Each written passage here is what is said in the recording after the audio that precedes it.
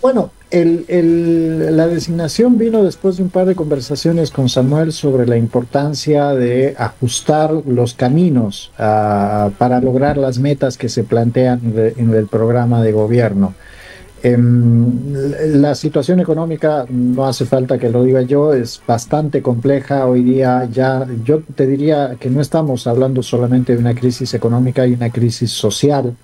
El taxista hoy día que tiene que hacer cola por 6, 8, 10 horas en la gasolinera, o que tiene que levantarse a las 4 de la mañana para ver si consigue gasolina, le quita tiempo a su familia, le quita tiempo a su descanso, pues está teniendo problemas en el hogar. Lo mismo pasa con la familia que hoy día tiene que endeudarse para pagar el colegio o pagar los alimentos. Entonces, esta situación puede deteriorarse todavía más hasta el 8 de noviembre, que es el momento en el que se asume el gobierno, y ahí pues habrá que tener muy claro cuáles son las medidas. Podemos tener muy claro el objetivo, pero el deterioro de esta situación económica obligará a tener muy bien calibradas las medidas económicas que se presentarán el 8 de noviembre. Mi tarea es pensar el día después de asumir el gobierno, es pensar las medidas que vamos a tener que presentar para lograr las metas que se están prometiendo, la intensidad y la calibración de esas medidas de tal manera que se logre, pues primero, estabilizar la economía en 100 días o menos, y a partir de ahí, pues recuperar la economía y lograr el crecimiento en 2 años y medio. Bien, Gabriel, te preguntaba cómo se da esta decisión. ¿Te la planteó Samuel? ¿Qué te dijo? ¿Cómo te decidiste? Bueno, ya tenés un pequeño paso por la función pública, entiendo, por el Banco Central de Bolivia como director del Banco Central, pero más que todo se te conoce por el ámbito académico, consultorías. ¿Cómo lo decidiste? ¿Qué te ofreció él? Dijo capitán del equipo económico. Ahí hay también economistas como José Luis Lupo, que si se llegan al gobierno será el vicepresidente.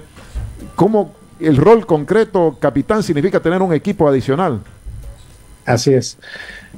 Bueno, la propuesta fue muy simple, fue básicamente esto: decirme, Samuel entendió la seriedad de la crisis, entendió la seriedad que enfrenta cualquier persona que llegue al gobierno. Él obviamente está en un proceso de campaña electoral, pero ya está pensando también en la posibilidad de ser gobierno y en lo importante que es tener un plan concreto. Eso es un primer elemento que a mí me pareció diferenciador del resto de las campañas. Yo pude hablar con varias de ellas antes de tomar la decisión con Samuel, y es algo que no había en el resto de las campañas, este nivel de seriedad y comprensión de lo que está pasando en la economía. El otro elemento pasa por lo que tú también acabas de señalar, es decir, este es un equipo que es para nada despreciable. Tú tienes, a diferencia de lo que ha pasado en el pasado, valga la redundancia, pues gente que sabe de economía en el Congreso. Vas a tener gente dirigiendo el Congreso que realmente sabe de gestionar la economía. Tú vas a tener un presidente que hace empresa, pero que también entiende de la economía, entiende de lo macro, y obviamente pues estar al lado de esos dos haciendo equipo en la gestión de la política económica es mucho más fácil, y es también a la vez más desafiante que en cualquier otro escenario, ¿no?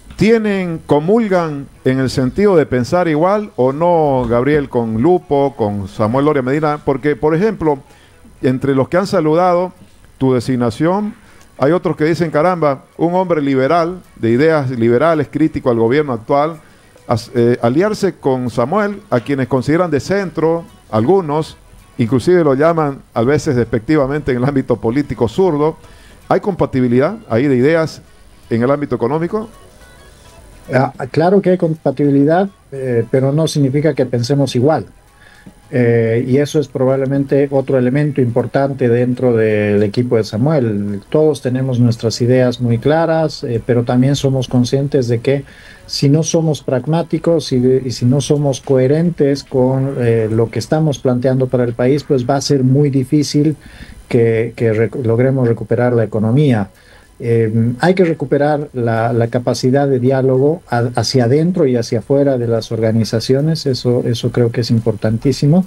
Y también hay que entender que esto de las etiquetas no es bueno. Si uno se pone a pensar hoy día, tú tienes candidatos que se dicen de derecha, pero que están candidateando por frentes de izquierda. Tú tienes candidatos que se dicen liberales, pero que están al lado de gente que habla de la necesidad de un gobierno mucho más fuerte. Bolivia no está hoy día para quedarse solamente con las etiquetas. Creo que lo que importa es la coherencia del plan y qué tan confiable es la gente que está al frente de ese plan para poder cumplir esas metas, ¿no? ¿Cómo te defines desde ese punto de vista, Gabriel, desde el punto de vista ideológico? ¿Te consideras un liberal? Al contrario, más bien podrías plantear como que defiendes una economía más mixta, con presencia combinada de Estado y mercado. ¿Cómo te defines? No, y esto también, y en esto coincidimos con Samuel, aunque mucha gente no lo quiera leer así. Yo me defino como liberal porque realmente creo que el eje central de la sociedad, de la vida, no solamente de la economía, es el individuo, pero también entiendo que Bolivia todavía está en un proceso en el cual no ha llegado a ese nivel de individualismo. Hoy día nuestras decisiones y el centro de nuestra organización social, si quieres, es la familia. En lo económico, en lo personal, en lo social, es la familia. Y en ese sentido, el objetivo, el sueño que planteamos para la economía boliviana en los próximos 5 años es que el gobierno deje de ser el centro de la economía. Si te das cuenta, hoy día todas las medidas económicas que se aplican desde el gobierno, a pesar de que dicen que son para el pueblo, en realidad son para proteger la economía estatal, la economía gubernamental y principalmente la economía del gobierno central. Y en desmedro, obviamente, de la economía de las familias.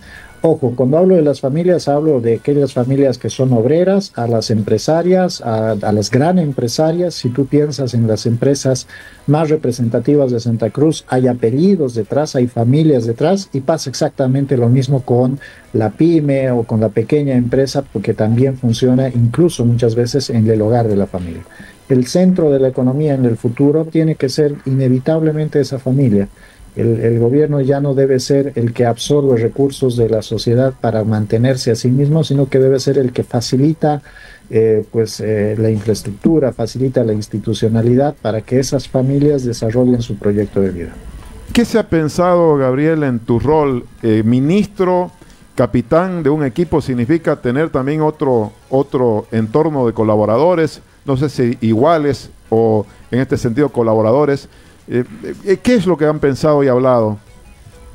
Bueno, a mí me toca también terminar de conformar el equipo de gente que va a pensar el día 1 del gobierno, insisto, y a partir de ahí, pues la base para la recuperación y el crecimiento.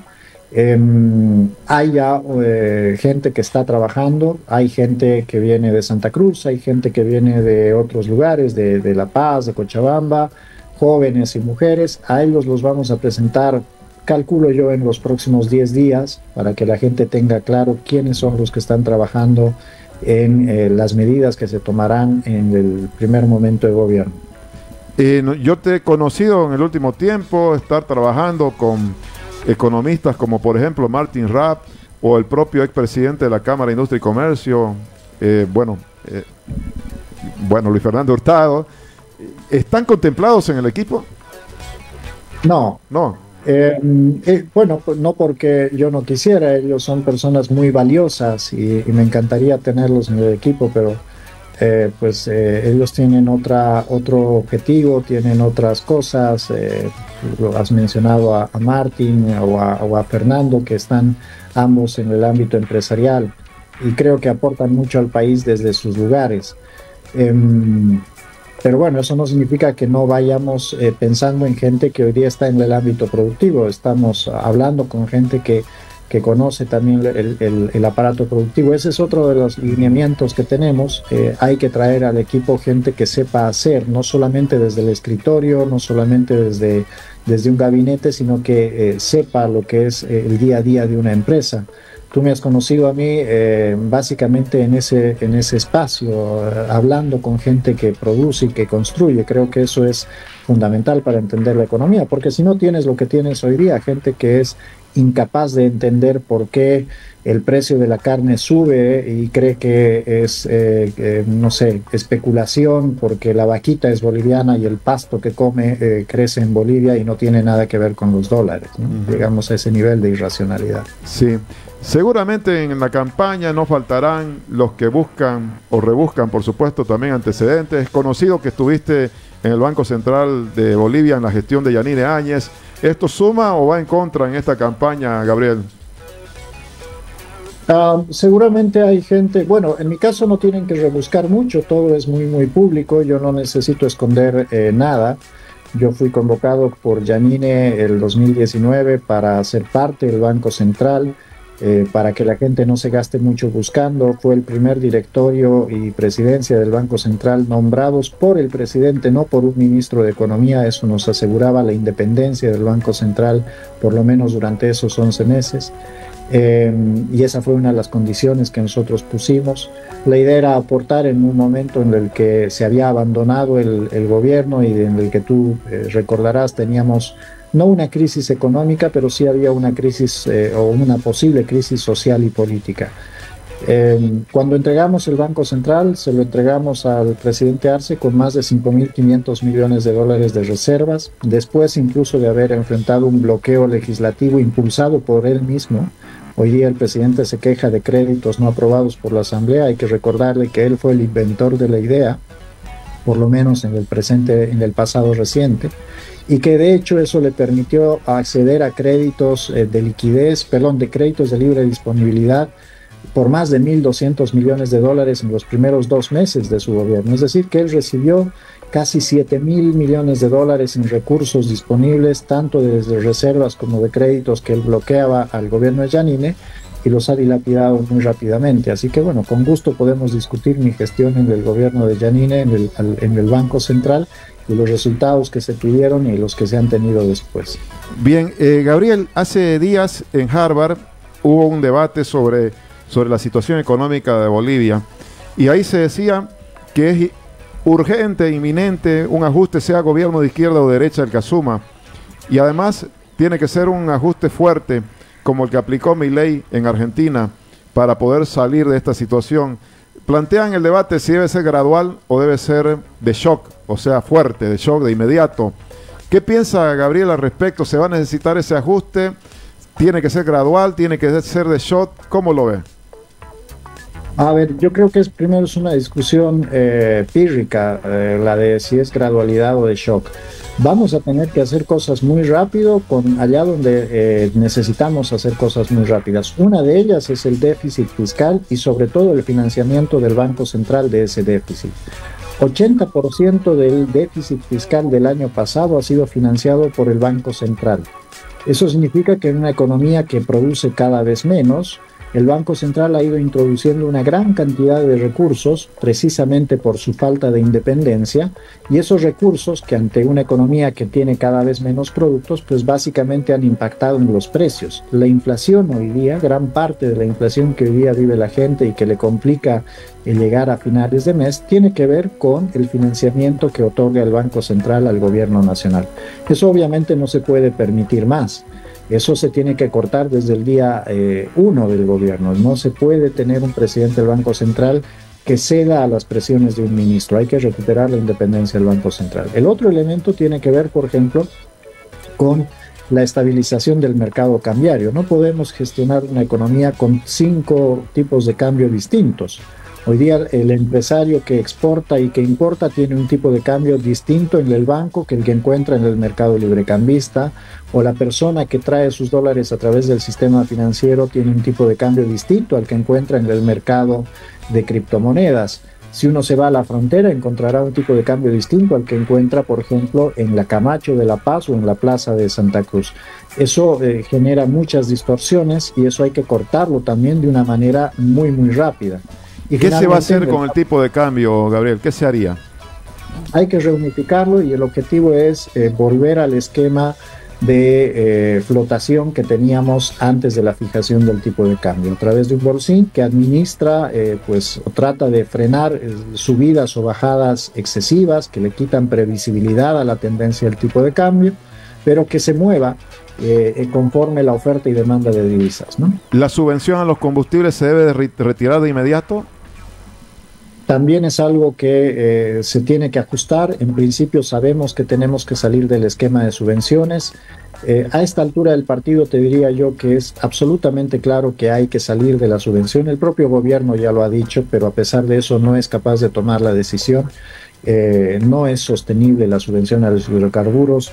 Esas colas que vemos todos los días en la calle te dicen que el precio ya no es 3.72. La persona que se ha pasado 10 horas en la cola para obtener 40 litros de combustible tiene que sumarle esas 10 horas a sus 3 bolivianos con 70 por litro de combustible. Ese es el verdadero costo del combustible y hay que ser honestos respecto a eso. Bueno, voy a ir cerrando y en una próxima oportunidad tendremos más tiempo para hablar en profundidad. ¿Qué hacer? La pregunta en este sentido ya va con el tema de los... Bueno, ¿cómo conseguir dólares de organismos internacionales? Se ha dicho que se necesita un fondo de emergencia de estabilización de la economía y no parece ser tan simple conseguir en ese sentido, no sé si 5.000, Tuto Quiroga habla de más de 10.000 millones de dólares. ¿Qué han pensado al respecto? Bueno, lo del fondo es correcto, es una medida que tenemos que implementar, pero no para sostener gasto. Ese es un gran diferenciador de nuestro programa. El fondo de estabilización es precisamente para eso, para que el Banco Central tenga las reservas suficientes para unificar el tipo de cambio. El Banco Central, insisto, no es el que tiene que pagar la deuda externa, no es el que tiene que hacerse cargo de la importación de combustibles, no es el que tiene que hacerse cargo de las obligaciones de las empresas públicas. El Banco Central está ahí para defender el poder adquisitivo de la moneda y la política cambiaria. Y para eso pues hay que construir un fondo de estabilización que le dé certidumbre a la gente. ¿De dónde vendrán esos recursos? Bueno, primero y principal hay que pensar que en estos últimos 4 años solamente, más de 3.000 millones de dólares de depósitos de la gente se han ido yendo. Mucho del capital de las empresas, de las familias, de los ahorristas bolivianos hoy día están en lugares como Paraguay, Uruguay o Argentina porque tienen miedo de lo que pueda pasar en el país. El objetivo de lograr certidumbre es que esos recursos vuelvan y que eso te permita estabilizar la economía. El otro elemento tiene que ver con la reducción de las obligaciones del sector público. Es necesario replantear el esquema de endeudamiento que tenemos. Habrá que renegociar la deuda. Esta renegociación pues puede traer o puede aliviar la salida de recursos y por lo tanto te permitirá guardar unos cuantos dólares. Y finalmente pues fomentar las exportaciones. No podemos esperar que Bolivia acumule divisas cuando le decimos al exportador que tiene limitaciones para exportar o que todos los días lo estamos amenazando con la posibilidad de capturar sus divisas. Eso no incentiva a nadie a traer un solo dólar al país. Así que ahí el objetivo principal es clarificar las cosas. Y luego, si es necesario, pues se hablará con organismos financiadores, pero eso no es el primer paso. ¿Por qué? Porque uno no va a pedir crédito al banco, seguramente te van a rechazar. Tú primero tienes que ordenar las cuentas y recién ahí, si te hace falta, pues irás a pedir crédito.